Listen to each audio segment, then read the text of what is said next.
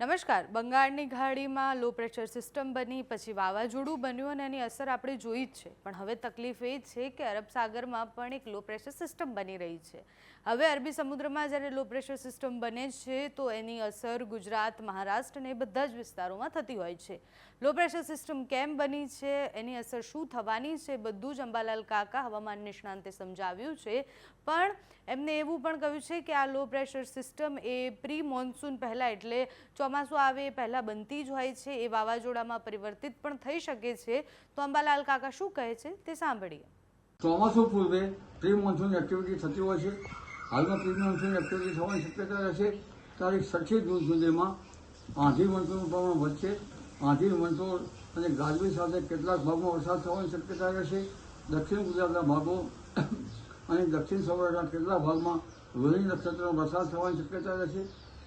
ઉત્તર ગુજરાતના ભાગોમાં ધૂળકટ ડસ્ટ સ્ટોર્મ આવવાની શક્યતા છે. આ ડસ્ટ સ્ટોર્મ જબરું હશે અને હવે ધીરે ધીરે ઘરના સાપડા કાચા મકાનના સાપડા ઉડાડી શકે એવા પવનો ટૂંકા છે. અને ત્યાર પછી જે સાચા ચોમાસાના દર્શન થશે.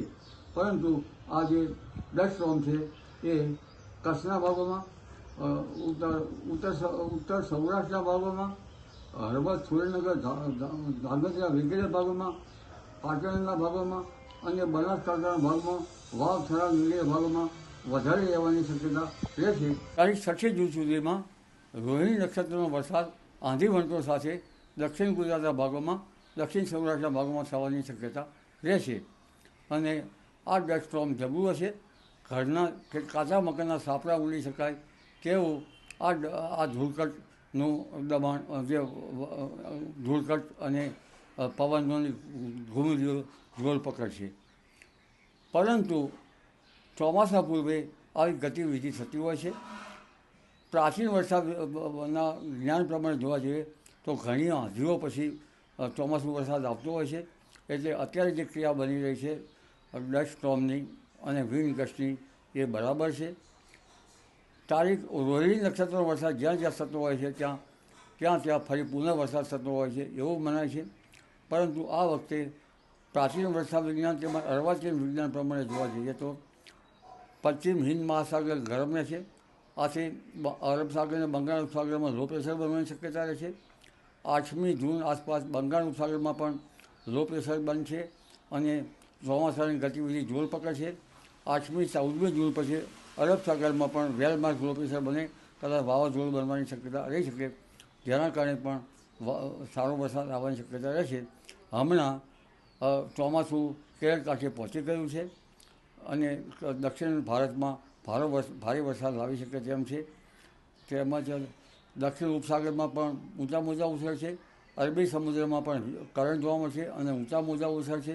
55 કિલોમીટરની ઝડપે પવન ફૂંકાશે. ચોમાસા પૂર્વે આવી સ્થિતિ થતી હોય છે. 8મી જૂને દરિયામાં પવનો બદલાશે અને પવનનું જોર વધશે. અને 8 થી 14 જૂન વચ્ચે રાજ્યના કેટલાક ભાગમાં વરસાદ થવાની શક્યતા રહેશે, જેને મૃગશીર્ષ નક્ષત્રનો વરસાદ કહેવામાં આવે. આ વરસાદથી વાવેતર કરવામાં આવે તો રોગ જીવાતની શક્યતા રહેતી હોય છે. પણ 22 થી 28 જૂન વચ્ચે આદ્ર નક્ષત્રનો વરસાદ છે તેનું પાણી સારું ગણાય છે. પરંતુ સારો વરસાદ છે જે લા નિયોની અસરના કારણે જુલાઈ ઓગસ્ટમાં થવાની શક્યતા રહેશે. દેશના ઘણા ભાગમાં પૂરની સ્થિતિ રહેશે. ગુજરાતના ભાગોમાં ભારે વરસાદ થશે. નર્મદા નદીના જળસ્તરમાં વધારો થશે. સાબરમતી નદીના જળસ્તરમાં 2 કાંઠે થવાની શક્યતા રહેશે અને તાપી નદીના જળસ્તરમાં પણ વધારો થવાની શક્યતા રહેશે.